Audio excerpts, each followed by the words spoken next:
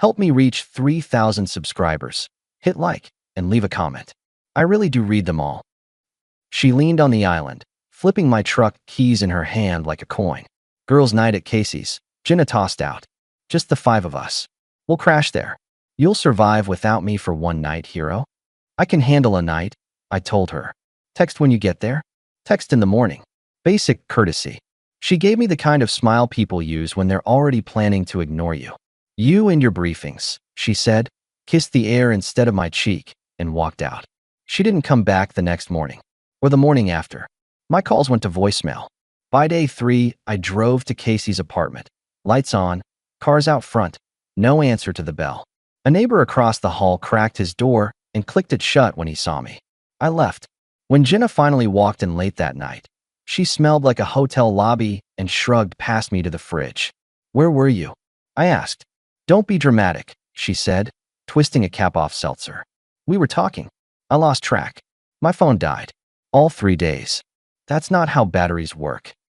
You want a police report? We were safe. She took a sip and grinned.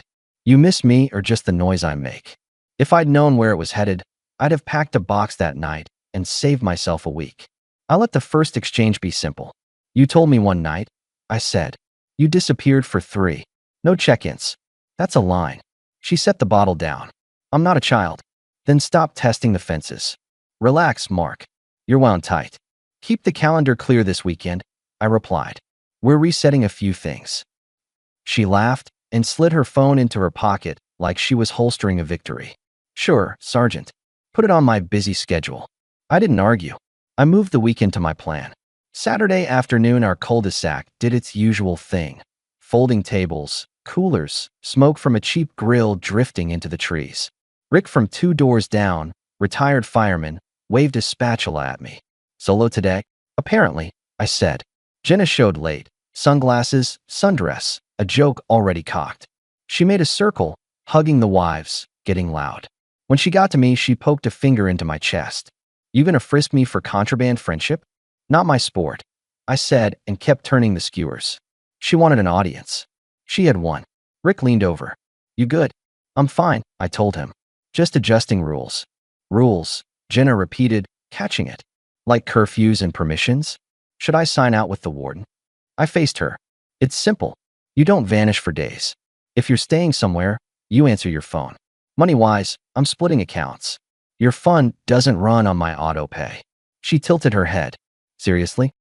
Starting Monday, I added. Separate debit, separate credit. Groceries and the mortgage are covered. The rest is a conversation, not a faucet. She laughed for the group. You're hilarious. I don't even have income right now. Then your schedule can make room for finding some, I said. I'm done sponsoring mystery tours. Casey had joined the cluster, plastic cup in her hand. He's being controlling. She told nobody and everybody. I'm being clear, I replied. You two had me driving to an apartment where no one answered for days. That's not partnership. That's theater. Jenna tugged a lock of hair behind her ear. Relax. We had a good time.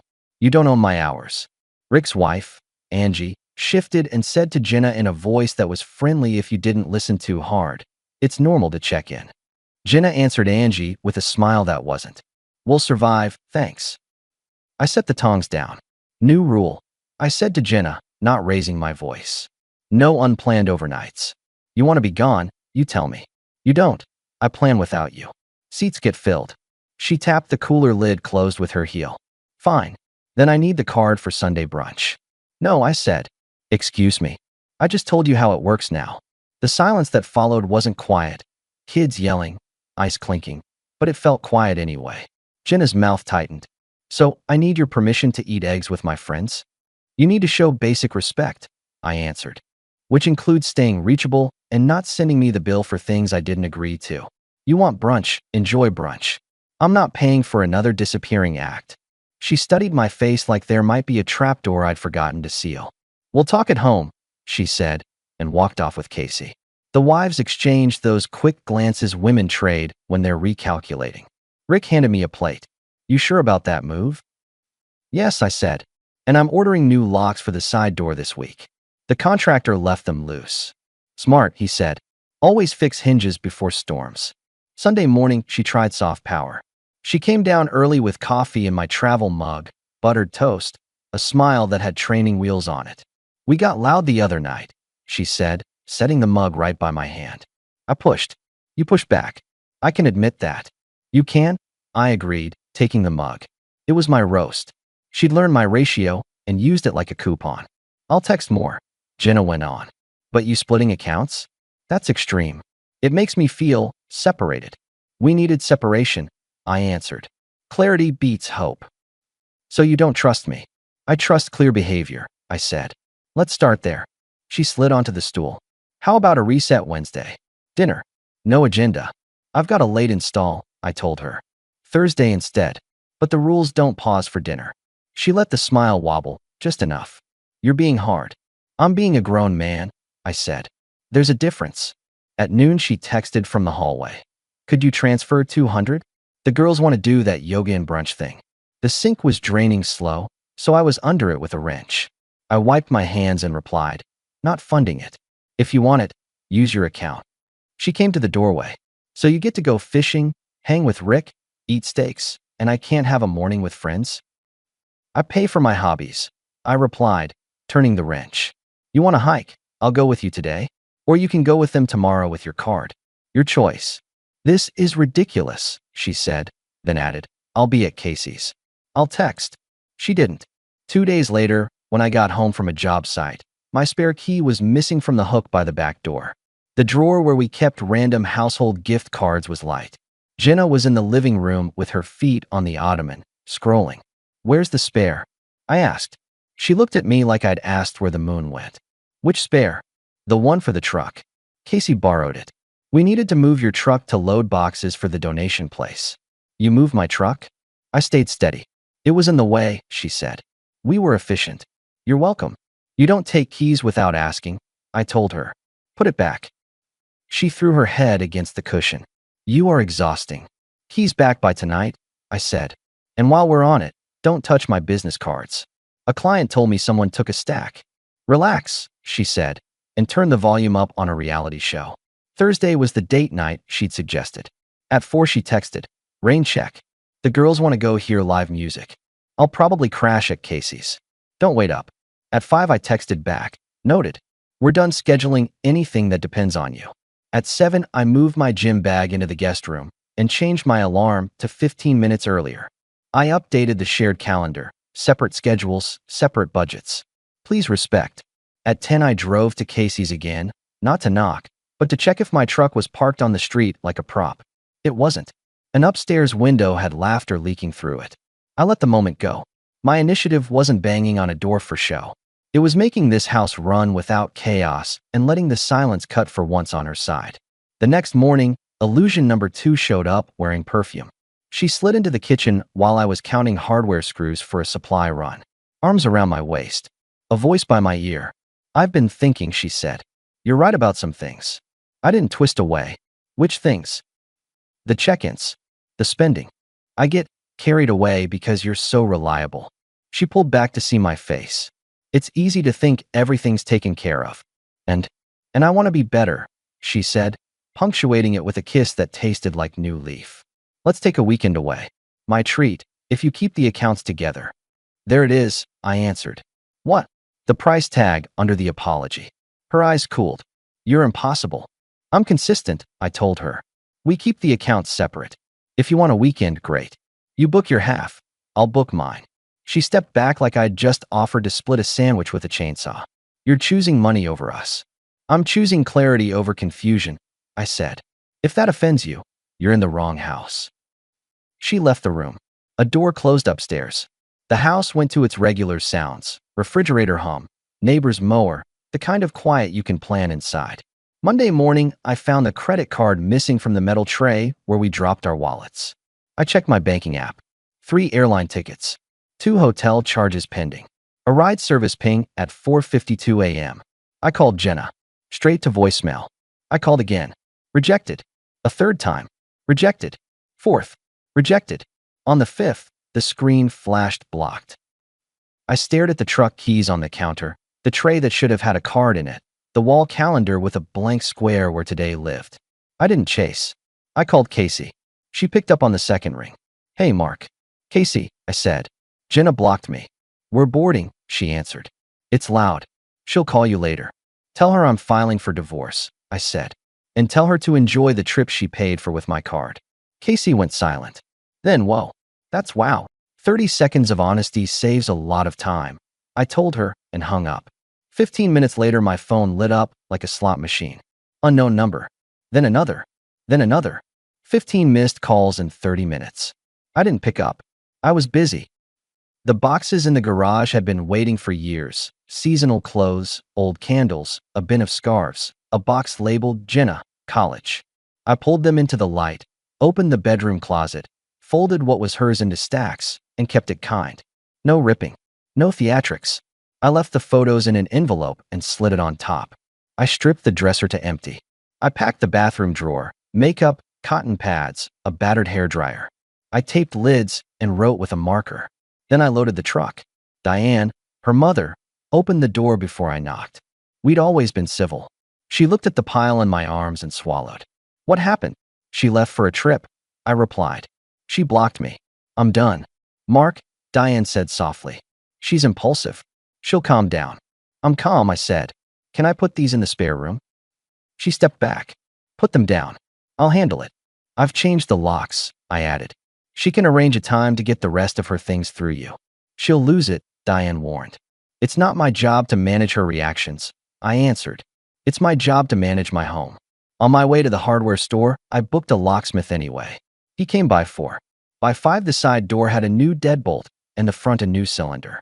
At 6, I put her sets of keys in a Ziploc and dropped them in the envelope with the photos at Diane's. At 7, I made eggs and ate them at the counter. At 8, more calls came in from rotating numbers. I put the phone on Do Not Disturb and set it face down. Luis, my lead tech, came by the next morning for parts. Boss, you look like a guy who finally slept. I did, I said. You going to be okay if she shows up at the shop? If she does, you send her to me and then you go back to work, I told him. No circus. You got it. By noon, texts started. First, wow, dramatic. Then, unblock me. Then, you're overreacting. Then, I'm sorry, okay? We needed a break. Then a picture from an airport bar, just a drink on a napkin, the edge of a boarding pass. I didn't reply. That evening, my neighbor Angie dropped by with a Tupperware of baked ziti. We heard raised voices on your voicemail last night, she said. You good? I'm good, I told her. She was telling someone you're obsessed, Angie added. Just heads up. People who cross a line always call the fence obsessive, I said. Thanks for the ziti. Day 3, Jenna switched tactics. I miss you, the text said. I'm sorry I panicked. It felt like you were taking everything from me. Another text. I can look for a job if that's what it takes. Another. Can we please just talk tonight? I'm at the hotel alone. Casey's being a brat. I read them.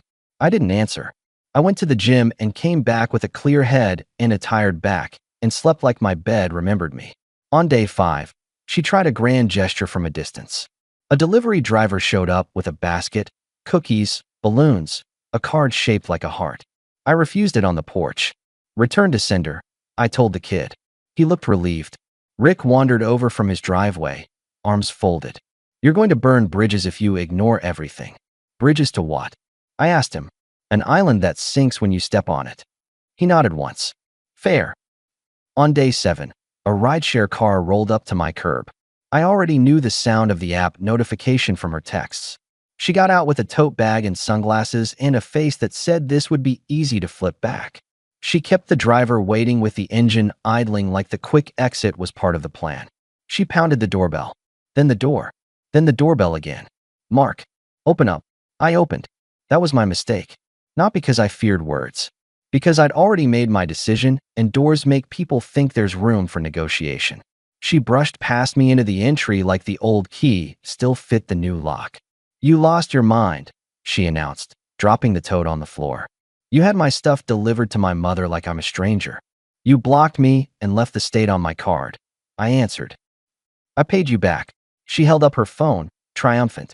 Look, I transferred half. You took 3 tickets, I said. Half is not how that math works.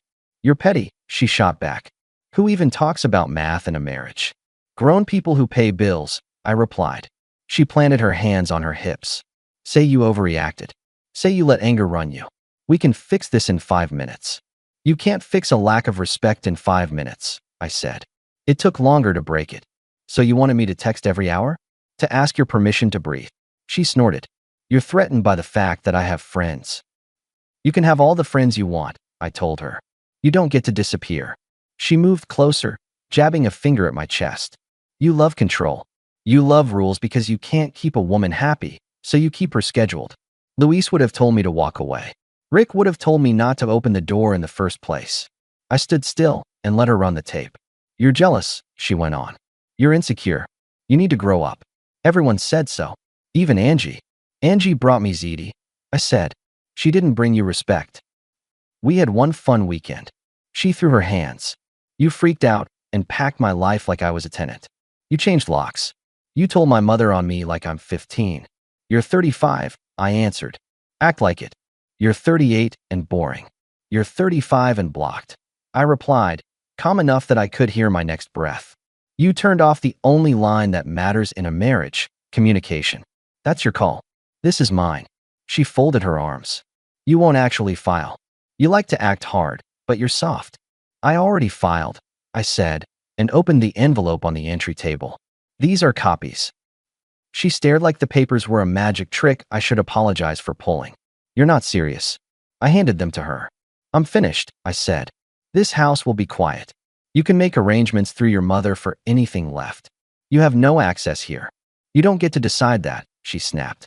I did, I said. And Jenna, one more thing. What? She spat. You didn't lose me, I told her. You lost access to me. That's not the same thing. Her face changed. Not a soft change. A calculation. So this is it. You're throwing away years because I took a trip. You threw them away when you erased my side of the partnership, I said. Go call your driver. She tucked the papers under her arm and tried another tactic. Too sweet, too late. We can go to counseling. I'll get a job. I held up a hand. No. You had my attention. You used it to play games. The doors closed. I stepped aside and opened it wider. Out. She stood there another beat, as if time would help her find the old key. When it didn't, she stepped over the threshold and turned back. Everyone's going to hear what you did, she said. Make it interesting, I replied, and shut the door. The bell rang. The pounding started up. I dialed Diane. She's at your door? Diane asked. Yes. I'll come get her. Thank you. The banging continued until it didn't. Then tires. Then the sound of my house being a house again. I washed a glass and set it in the drying rack and let the quiet be proof. The next few months were paperwork and schedule management and more quiet than I'd had in years. We communicated through email and Diane. The settlement landed where it should. I kept my house, the truck, the tools, the business accounts, my dog-eared books, my weekends. She left with her clothes, her keepsakes, and a slice of savings I wrote a check for without blinking. I didn't chase fairness like an award. I protected what I built. Rick saw me on a Sunday loading gear and nodded at the empty spot where her car used to claim shade. You look lighter, he said. I am, I said. Anyone new? He grinned, like a neighbor who wanted a good ending. Not a replacement, I told him. I'm not shopping for holes to fill. He laughed. That's a sentence. Things stabilize when one person stops supplying chaos. My mornings got precise again. Coffee at 6, calls at 7, first service window at 8, paperwork at 4, gym at 6. On Fridays, I hit the bar down the street with Luis and 2 other guys from the trade. We kept it simple. Wings, a game on silent, talk about tools and what breaks them. On Saturdays, I fixed a leaky faucet for Angie and replaced a light fixture for Rick. Work is honest that way. You twist, you check, the water runs where it's supposed to. There's a lot to like in that. There was a woman, eventually. Tessa. She runs a small landscaping crew and doesn't need anyone's card to buy dirt. We met because she parked her trailer crooked at the convenience store, and I offered to spot her backing up. She laughed, we traded numbers like adults, and when we had dinner she told me she prefers early mornings to late nights. I told her that's exactly my speed. We keep it clean, no promises we don't cash. She texts if she's running late. I do the same. There's respect in both directions and not a single performance. Jenna reached out more than once, on a delay. I'm sorry, she wrote the first time, months after the papers were signed. I didn't realize what I was doing. I didn't respond. The next time, I'm lonely. Can we meet for coffee? I didn't respond. Then, I heard about Tessa. I'm happy for you. That one made me stop for a second, but I still didn't answer. The last one was a voicemail that came on a Sunday night when she probably walked into a quiet apartment and leaned against a door that didn't open the way she wanted anymore. I miss you, she said. I miss how safe our life was. Then a pause. Please call me. I didn't. Not out of bitterness. Out of respect for what I'd learned. Doors close for a reason. Sometimes Angie asks if I ever think about what I could have done differently. I did exactly what I should have, just later than I should have done it, I tell her. And if she shows up again? She can knock on a different door. I still keep the spare key on the hook by the back door. It's labeled now, bright red tape on the ring. Truck. Another hook sits next to it, empty, also labeled. Respect. It's not sentimental. It's a joke I share with myself. The kind you earn. When I look back, I don't see a villain and a hero. I see a man who took himself seriously at last. I set rules that fit a grown life, and I enforced them without shouting. I didn't chase. I didn't campaign. I ended a game and started living. If you want neat words for it, here they are. She bet that comfort would keep me quiet. She lost. I walked my temper down the block and came back with a locksmith. I gave her a clean exit and kept my dignity. I live better now, friends. Work on schedule, weekends that don't include waiting for a ghost to text. There's a truck in my driveway that always starts, a woman who respects a calendar, a neighbor who borrows tools and returns them. Jenna? She's around in the way people are when they don't like the mirror. Single, scrolling, telling a friend a story where I'm unreasonable because the truth doesn't get her what she wants.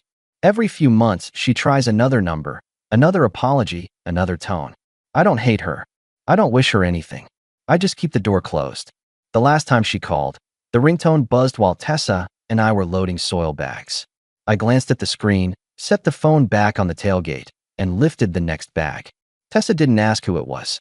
She just handed me another and said, "We'll need one more." "Yeah," I said and smiled. "One more that we actually planned."